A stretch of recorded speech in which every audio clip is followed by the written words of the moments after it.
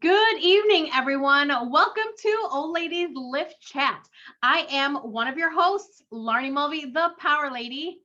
And I'm Chandler Mars, founder and creator of Old Ladies Lift, the website, the Facebook group, and the YouTube channel, where older women who lift frickin' heavy come to find inspiration. And today we have another wonderful member of the Old Ladies Lift Facebook group, Miranda. I can't even say your last name. I told Chandler, I was like, she's going to have to say her last name because I'm going to butcher it. So Miranda, introduce yourself, give us a little bit of information about you, and let us know what's going on. Yes. So my name is Miranda Walichowski. Ooh, I had it right. Yes, it right. Good. It's not an easy one. So Miranda Walichowski, and I'm a mother of 5 children, ranging from 23 to the youngest 8. I am a faculty member at a university, Texas A&M University, in the Department of Ed Psych. And I also have my own coaching practice, which is like leadership development, personal and professional development coaching that I do with organizations and individuals. And most recently, I guess since officially 2019, I'm a competitive powerlifter, Masters 1, 63 kilo class. I'm glad that those changed because my weight has changed. And so now I have a little bit more room to grow. So I'm in the 67 kilo class, which is a very good thing because I don't think I could have stayed in the 63 anymore. So yes. So Miranda, how did you come to lifting? Well, I can't remember exactly when it was, but our university had a wellness program. They brought in a couple, it's a urologist and a gynecologist, and they were hilarious. And they delivered a health and wellness program workshop. And one of the things that one of the doctors had said is the muscle that you develop before the age of 40 is what's going to help you get off the toilet when you're 80. And so that really stuck with me for some reason. And I just realized, well, I want to be independent as much as I can. And so I started then going to the gym a little bit more and lifting weights. I was still focused on getting on the elliptical first and then just doing a few machines at that time. So it took a little bit of time before I made it to powerlifting. And then fast forwarding to 2017, I had an abdominoplasty and hernia surgery. And for me, that just caused a lot of mental and emotional distress. And so I just noticed that as a pattern of myself is when I get sick, I kind of get, I'm usually a very optimistic, growth-minded, joyful person. But for some reason, illness and surgeries and all really take a toll on me emotionally and mentally. And one of the things that I would do is I'd go to the gym and I just felt like I needed to get everything negative that was inside me out. And the way I did that is just like I'd load another plate like on the machine. So let's add 5 more pounds. I do that. No, I still don't feel very good. Let me add another 5. Let me do that. And then I kept going up until I felt better and just completely exhausted. And that's kind of what set the whole trajectory of like, oh, some kind of, linear progression that I didn't even know about was in place there. But again, I wasn't doing barbells at the time, just the machines. And then I have no idea how this happened, but all of a sudden it was, oh, yes, my children were going to a D1, which is like a strength training and boot camp type of facility. And they were doing conditioning for their soccer. And I remember taking them there and I saw that they had a strength class. And then I thought, well, it would be good to learn how to squat, deadlift, and bench press. So I had done squats and bench press before in college, just off and on. But I thought, well, I should probably come here for a little bit and learn how to do that well. And then I can go back to my commercial gym and do these things there. And so in 2018, it was the summer of 2018, I joined the D1. And we would do, the big lifts, but they were also coupled with, box jumps and other things. And so, and my strength kept going up. And I was told like, wow, you're pretty strong. Like, would you consider, or have you considered competing? And I was like, well, competing in what? That just kind of said like, what do you compete in? And so then I remember talking to a trainer at the commercial gym. I was like, well, I really enjoy lifting weights. It seems like I'm getting stronger. At least that's what I'm told. And what would I be able to compete in? And that's where he said, well, there's, physique, bikini, there's CrossFit, there's powerlift. And so we went through all of those and he described, and The only one that resonated with me was powerlifting, because I was like, I'm not getting in a bikini and walking a stage. Like, that doesn't sound like something I'd like to do as a mother of 5. And so then he said, we actually have a trainer here who used to compete in powerlifting, and you could work with him. And so that kind of opened up that opportunity. And so then Nick became my first coach. I guess it was in February of 2019 that I left D1 and just doing my own thing at the commercial gym, and then just focused on powerlifting training. So the pandemic hit soon after that. Yes, so it did.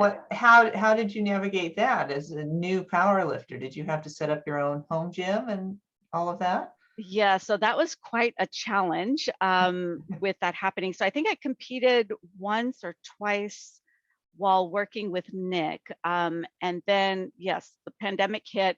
I remember he told me, there's talk about the gym closing down. And so that evening I went to my cousin's house, and then I said, I know you have a garage gym. Can I please come?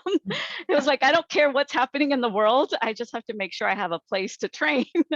And he said they were both essential workers. So they were like, yeah, we can't even use it. We're not even going to be home. So have at it. And so I was able to use his equipment, his gym, until mine opened up again. And at that point, my coach left the commercial gym, went more to a boutique area, and he had a conversation with me about, well, Miranda, I really think you need to be in a different space where people are lifting heavy weights, and not the type of space he was going to be in now, which was more for health and wellness. And so that's when I joined a powerlifting gym here in our town, Brazos Valley Barbell. And I think that was, although it was so hard to part from that coach, and now I have another coach who's online who used to own the gym there, David Wilson, and so Brazos Valley Strength. But it was great. Like that first day I walked into the powerlifting gym, I was very intimidated. And then I see somebody, with 4 plates on each side, just squatting like it's nothing. And then I thought, I don't belong here, but because I feel that way, I really belong here. And so that really helped normalize, like, big weights are no big deal. And so that I think has really helped with my mindset as well. Wow, what a trajectory. And are there a lot of women, or any women of your age group or older in that gym? No, not really. So I was very blessed this past summer. I was, training at the gym, and I had seen a group of guys come in, and there was about 8 or 10 of them. They were having so much fun. And I remember just saying a prayer like, God, I don't need a whole group, but just one friend to train with. And I kid you not, it was like the very next Saturday, someone walks in, and I'm deadlifting.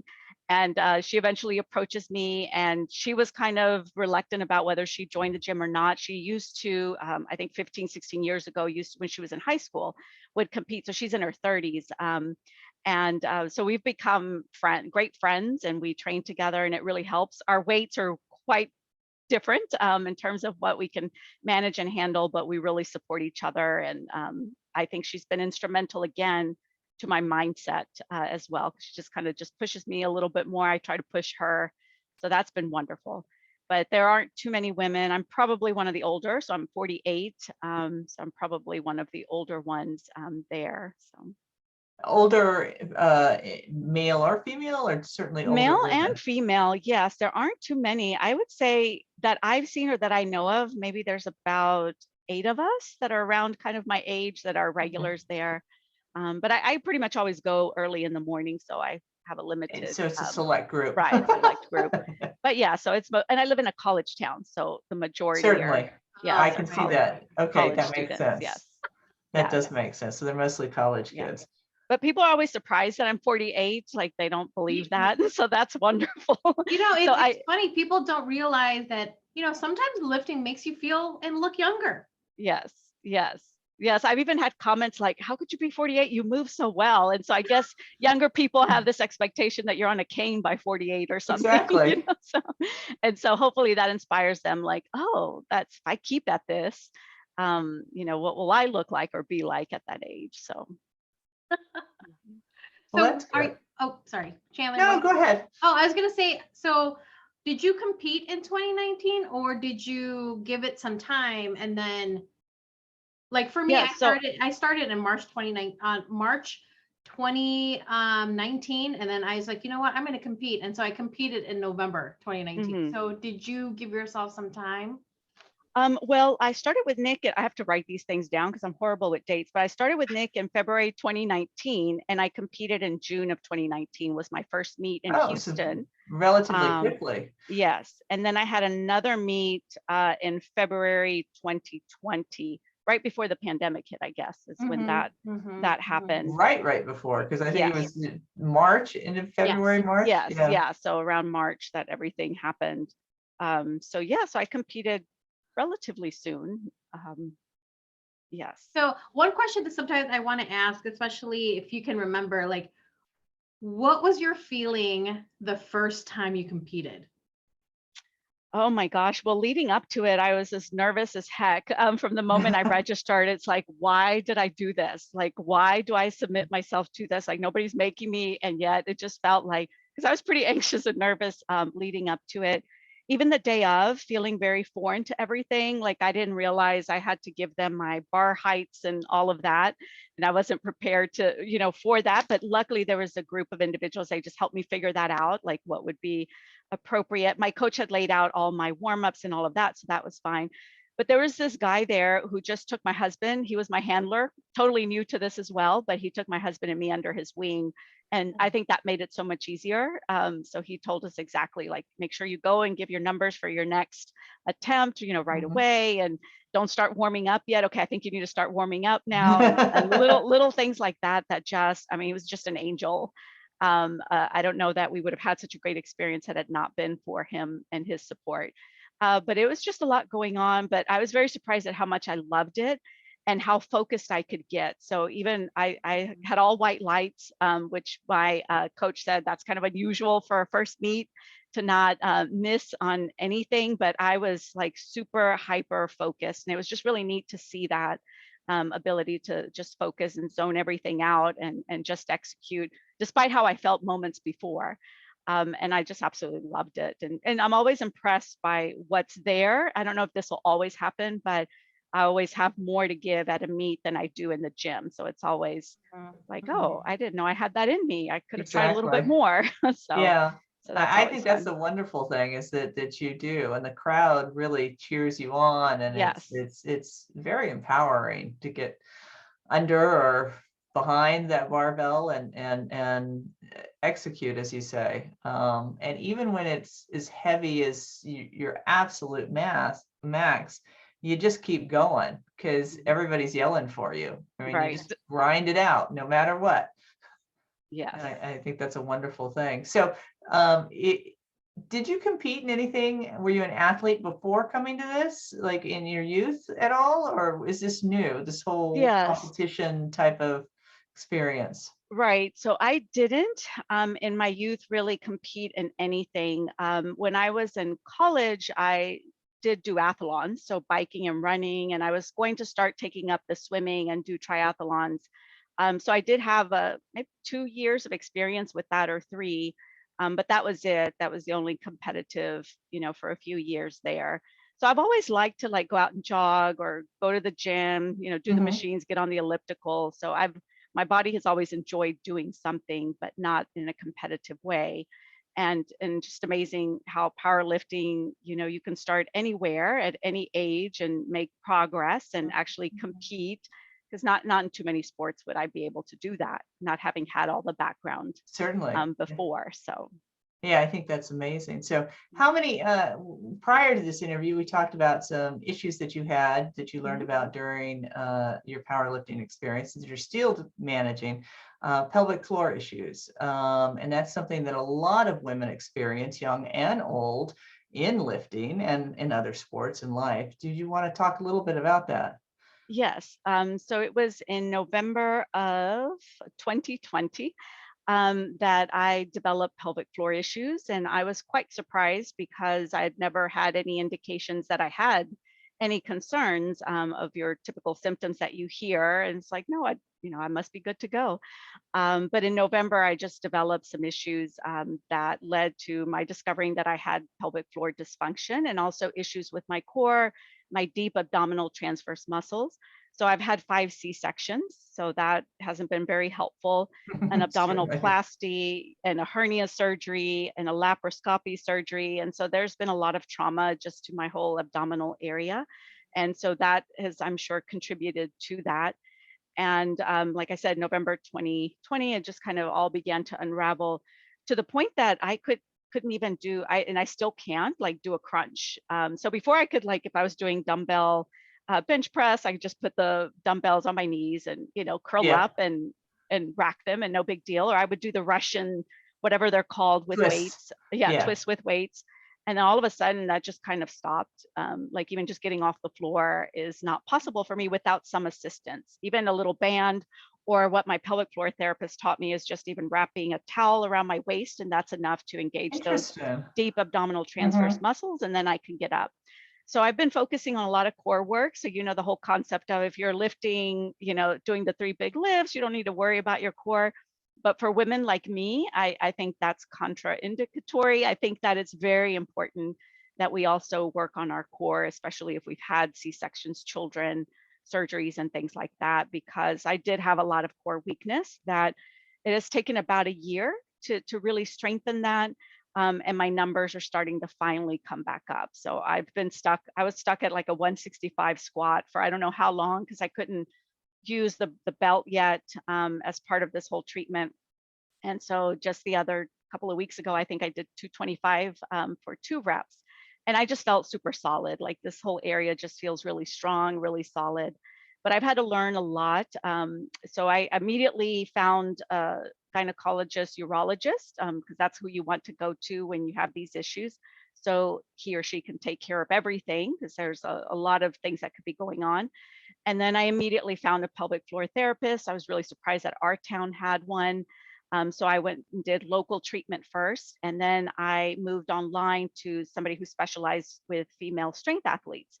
And so that was the progressive rehab strength with Rory Alter. And so she, I worked with Brienne there, and she was fantastic because they really understood, what I was wanting to accomplish and achieve and be able to keep doing. And so I think that progression of working with somebody locally, getting things stable, and then that person transitioning me to then the one that specialized with strength athletes was just a perfect segue. And they taught me how to work on my pelvic floor, how to know what I needed to do. So sometimes you could have hypertension, sometimes you need to strengthen it. And so knowing those signs and then knowing how to brace better. So one of the things I realized is I was bracing incorrectly. So there was a lot of pressure going down whenever I would brace. And so now I know how to brace, like with providing support to the pelvic floor, expanding out into the belt, kind of at the circumference, all of that better instead of down. And I think that's not something that is explained very well. Like I love doing a lot of reading and research, watching videos and all. And I've really never heard anyone really address that. I'm seeing it a little bit more now, but not really. And so I think that was important and has made a difference for me. And so it was devastating because I thought, okay, my lifting is over and this is my thing that I enjoy. So, I have clients that I coach, students that I support. I have 5 kids. And so I feel like I'm always giving in the world. And like the gym is like the one thing that's for me that gives to me. It was like, oh no, that's going to be taken away. Like I'm getting a little voice cracky here. So it was just really upsetting. And even in the midst of this, I decided, okay, if this is taken away from me, maybe I could do hypertrophy and bodybuilding. So I'll just do that and be happy with that. And if they take that away, I'll do blood flow restriction with bands and I'll still build muscle. Like I was just already had a whole plan of if this is going to be taken away, then I'm still going to figure out a way to do something somehow and be able to stay in, within lifting. But luckily that hasn't been the trajectory. So I do have to be mindful. I do, make sure I go in once a year to get checked, make sure everything is working well, and then I'm doing fine. And being mindful, like if I'm overly exhausted, I can't push because if my form breaks down, if I'm overly exerting, then I can just cause problems for myself. And so just being really mindful of that. Were there any exercises in particular that you thought really, really helped, and that if you were to do those, or any woman were to do those regularly, that would help strengthen that area so that they don't have problems? Yes. So I think what I started doing was an ab rotation with a little bit of cardio. So like pushing a sled pull, the sled, pushing it down and then Uh-huh. doing some abs. And so that way I got it because I've been wanting to get a little bit more cardio in than I normally get. And when I'm pushing the sled, I try to focus on raising the pelvic floor because a lot of people think a Kegel is just contracting or whatever, but that's not right. It actually has to be raised like an elevator and then Okay. then held, and that's the proper way to strengthen it. So sometimes I'll do that, and as I'm pushing my sled, I'm focusing on my core and making that strong. So that's been really helpful. And then really your McGill threes are great.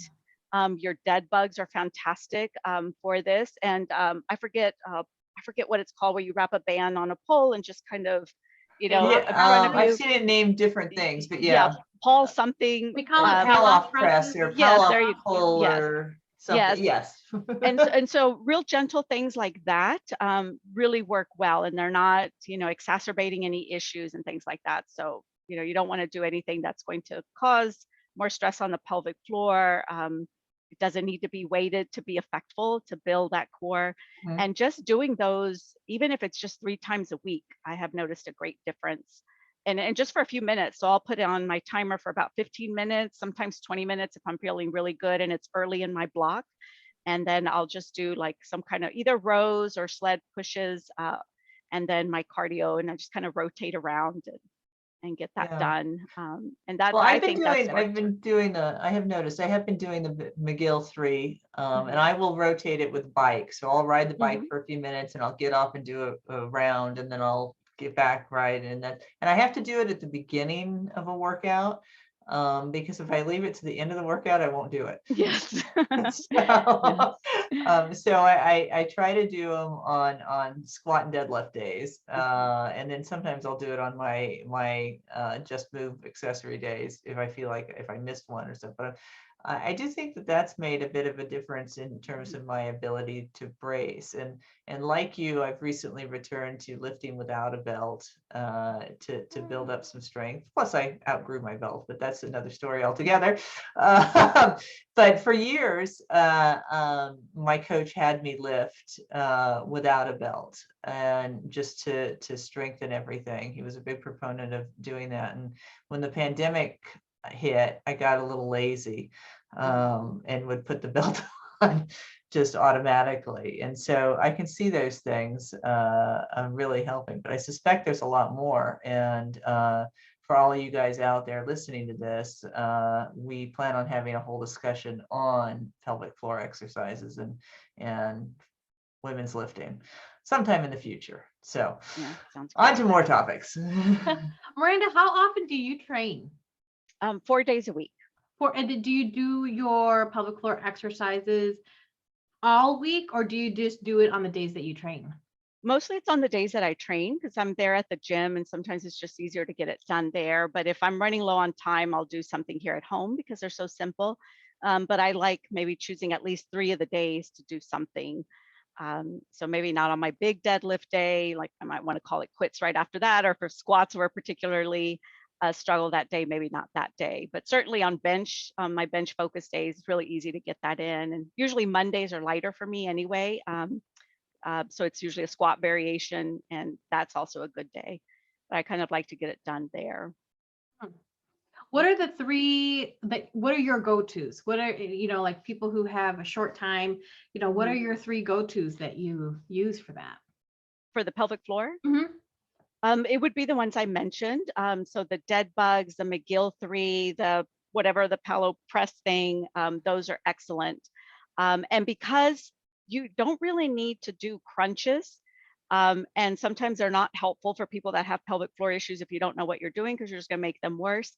But because I know what I'm doing now, I'll put a band around a bench or something, and I'll do my crunches that way, holding them sometimes even with my pinky, even just the orange band, just to have a tad of support. And then I really focus on the eccentric and concentric and doing my breathing right and all of that. And so I feel like that's also helping strengthen that area that kind of lost its ability to crunch as well. So that's really, those are my basics. And it was really interesting because I have a new physical pelvic floor therapist, and she asked me, what have you been doing for abs? So let's make sure you're not making anything worse. And I mentioned all that. She said, Yeah, those are perfect. That's exactly what I would tell you to do. And so I've learned well from the people I've worked with.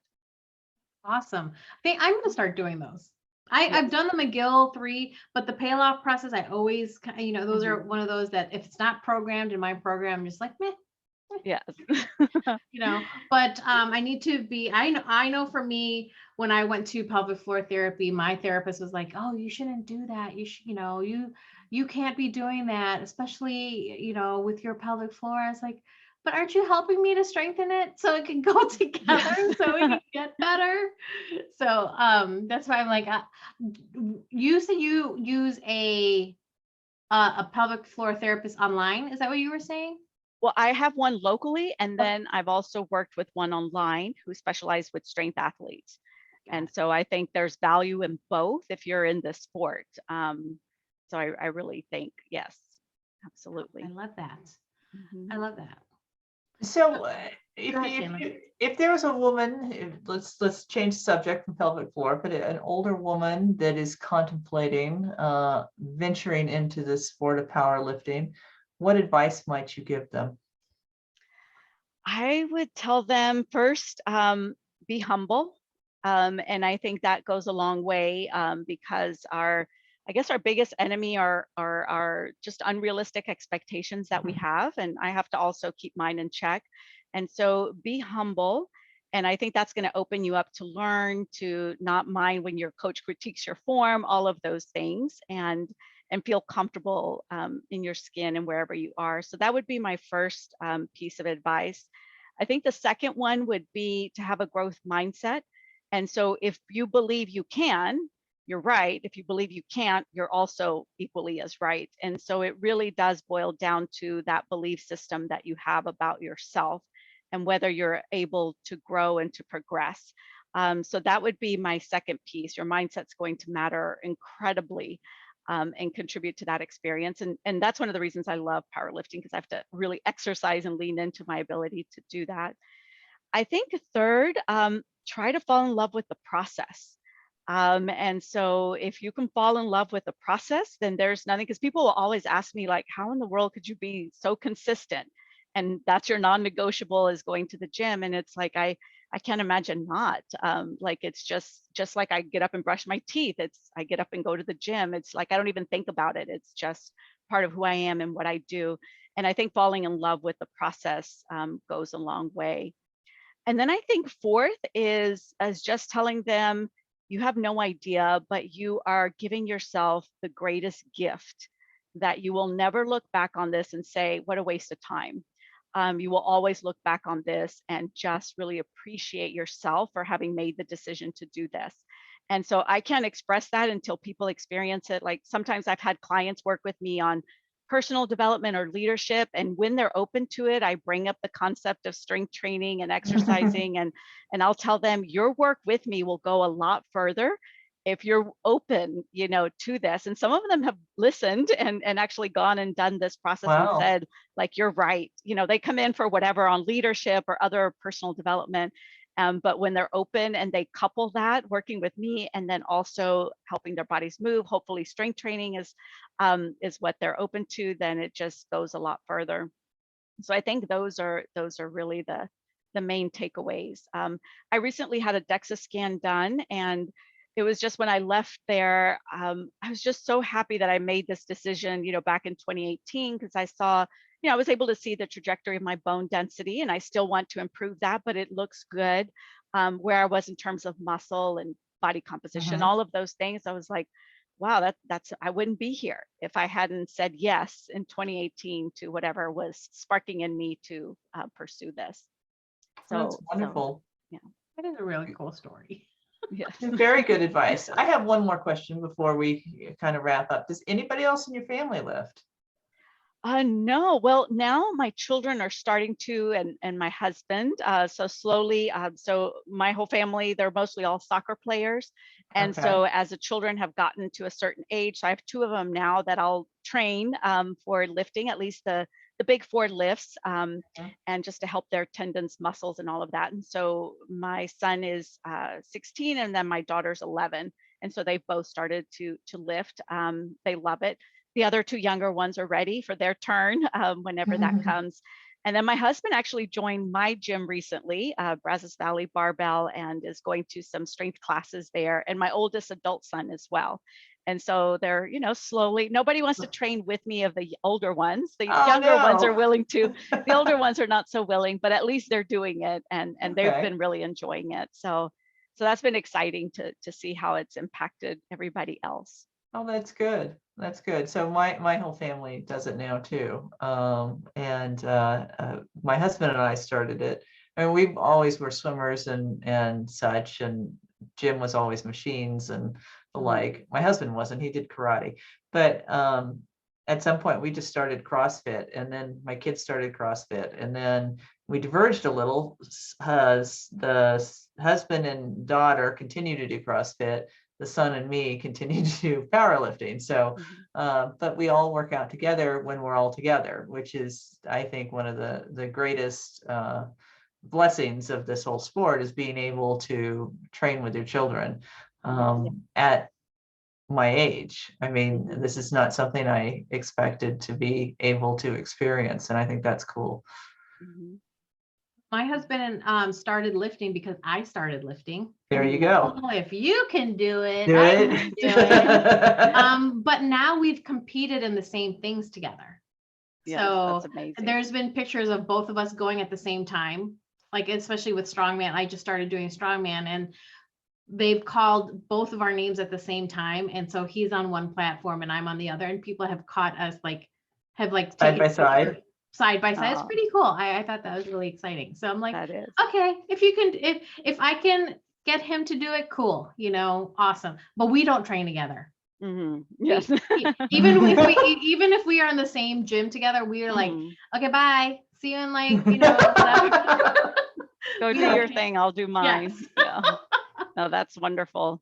Yeah, and I think sometimes just allowing that, because we could get in that tendency to preach or to just, and that kind of turns people off. And so I've learned to just be patient, and then people will eventually say, hey, can you help me? Or can this do this for me? Or will I get stronger? Can this help with soccer? And then that's your opportunity for an in. So. Oh, very good. So as we're wrapping up, Miranda, one thing I want to ask is, do you have any meets coming up? Yes, I do. So April 2nd. So it's been a long time since I've competed. So I'm really excited about that in Austin. It's called Game Day Barbell, I guess. So April 2nd. So I'm really excited about that. Oh, very good. You're going to do all three? Yes, all three. Nice. Yes. How exciting. How exciting. So as we are now wrapping up our Old Ladies Lift chat, I'm so glad that Miranda got to spend some time with us and answer a whole bunch of questions. Miranda, if anybody had any questions for you, especially with some of the techniques that you're using for your pelvic floor, or even questions about how you got into powerlifting, things like that, is there a way, do you have a Facebook group or a way for people to get a hold of you? Yeah, so I'm very easy to find online. So just type in my name, it'll go to my business website or university information. So email is very easy there. Also for the pelvic floor, I have started a group. It's called Female Athletes Managing Pelvic Floor Dysfunction. And so not highly active yet. We're still small and hopefully getting people comfortable. And I think as it grows and people get a little bit more comfortable, there'll be more discussion there. But I just wanted a positive space, because usually sometimes when people are managing these issues, the last thing that they're thinking about is trying to maintain their active lifestyle. And so I just wanted to keep a group of women around who are still trying to do that, so we can inspire and motivate each other that, it isn't over, and there's still a lot of hope and things that we could do to actually even get better than when we were where we were. So. Oh, very good. So yeah.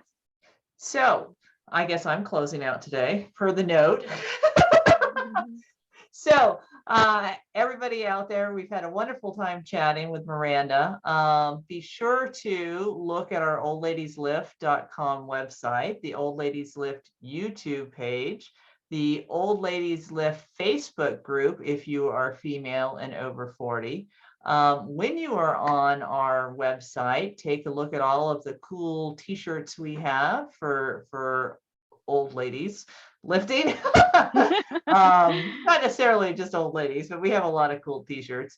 And make sure you kind of browse around and look at the athlete bios, look at the lifting videos, and I think you'll be quite impressed with how strong women over the age of 40, sometimes in the 50s, 60s, 70s, and 80s, really are. I mean, it's quite impressive what older women can lift, and not many of us thought we could, but it's a whole new world out there.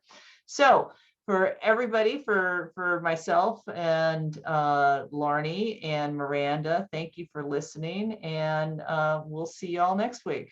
Awesome. So you guys have a wonderful day, and we'll talk to you soon. Bye.